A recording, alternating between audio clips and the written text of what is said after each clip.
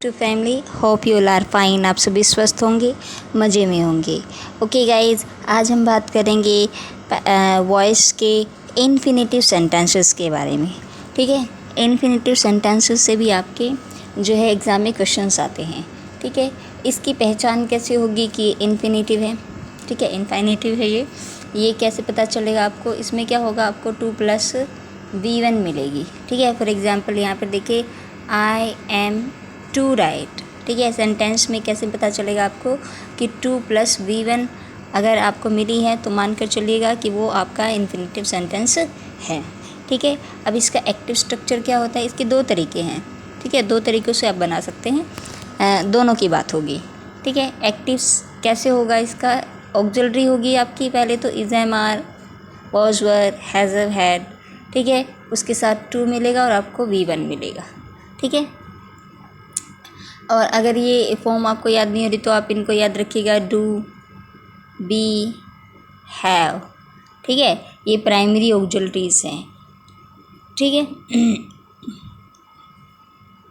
इसका passive structure क्या होगा, वही is, am, are, was, were, has, had plus में 2 बी एंड वर्ब की थर्ड फॉर्म। ये मैंने पहले वाली वीडियो में कई बार डिस्कस किया है कि जब पैसिव वॉइस हम चेंज करते हैं एक्टिव को, तो उस वक्त जो मेन वर्ब है वो वर्ब की थर्ड फॉर्म ही बनी रहती है। हम किसी भी प्रकार का कोई भी सेंटेंस जो है वो सॉल्व कर रहे हैं। ठीक है, चलिए सेंटेंस सॉल्व करते हैं ताकि आपको अच्छे से क्लियर हो। ठीक है, आपको सेंटेंस मिलेगा कुछ इस प्रकार, I am to write a book. देखिए, आपको पहले एम यानी is, am, are, was, were में से कोई ऑक्सिलरी मिल रही है, उसके बाद 2 + V1 मिल रही है, तो इसका मतलब ये आपका सेंटेंस कौन सा है, इन्फिनेटिव है। ठीक है, अब आप इसको सॉल्व कैसे करेंगे। एक तो तरीका है कि आपने अ बुक यानी जिस तरीके से हम बनाते हैं कि सब्जेक्ट का ऑब्जेक्ट बनाए, ऑब्जेक्ट का सब्जेक्ट बनाए हैं, उसके बाद ऑक्सिलरी बनी रहेगी। आफ्टर दैट 2 बी वर्ब की थर्ड फॉर्म, बाय एजेंट आता ही है, एंड आई को हम जब ऑब्जेक्ट बनाएंगे तो ये मी में चेंज हो जाएगा। तो इस प्रकार आपका सेंटेंस जो है ये सॉल्व हो गया है, a book is to be written by me. ठीक है, he was to teach me, he was to teach me. देखिए, वॉज यानी ऑक्सिलरी आई है और 2 + V1 तो इन्फिनेटिव सेंटेंस है ये आपका। तो अब क्या देखिए, अब कैसे सॉल्व करेंगे इसको, हम सब्जेक्ट बनाएंगे मी से आई। ठीक है, was to be taught by him. ठीक है, एक तो ये तरीका है आपका कि आप सीधा जिस प्रकार आप जैसे करते आ रहे हैं सेंटेंसेस सॉल्व किया, आपने सब्जेक्ट को ऑब्जेक्ट बनाया है, फिर उसके बाद ऑक्सिलरी आई है, फिर उसके बाद मेन वर्ब आई है, टू बी टॉट यानी टू बी वर्ब की थर्ड फॉर्म लगाकर बाय एजेंट एंड ऑब्जेक्ट आप बना सकते हैं। अच्छा, इसका एक और तरीका है जो अक्सर कॉम्पिटिटिव एग्ज़ाम में इसके ऑप्शन मिलते हैं आपको। ठीक है, तो इस प्रकार से भी आपको ये मिल सकता है। तो ये भी देखिएगा आप कि एक्टिव स्ट्रक्चर होता है, मान लीजिए यहाँ वर्ब सब्जेक्ट है, ये वर्ब है, फिर 2 + V1 है और ये आपका ऑब्जेक्ट है।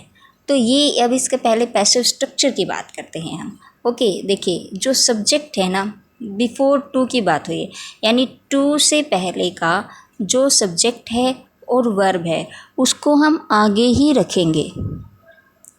ओके, उसके बाद फिर हम उठाएंगे ऑब्जेक्ट को। ठीक है, आफ्टर देन बी + वर्ब की थर्ड फॉर्म। इस प्रकार ये बनता है infinitive sentence. For example, I want two by a car. ठीक है, तो हमने क्या किया, देखिए, आई एंड वॉन्ट यानी सब्जेक्ट और वर्ब आगे ही है। 2 से पहले की जो सब्जेक्ट और वर्ब हैं वो आगे ही रखेंगे हम। उसके बाद हम अपना ऑब्जेक्ट उठाएंगे, a car, after then to be bought. तो इस प्रकार भी ये सेंटेंस मिलता है। इस तरह के तो आपको सेंटेंसेस ऑप्शन में मिलते हैं। ठीक है, तो जिन्हें पता है ये दूसरा तरीका भी, तो वो ऑप्शन को अच्छे प्रकार से चूज़ कर सकते हैं।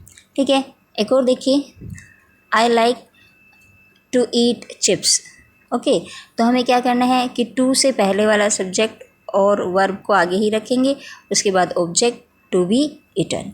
तो इस प्रकार ये आपका जो है इन्फिनेटिव सेंटेंस बनकर तैयार हो जाता है।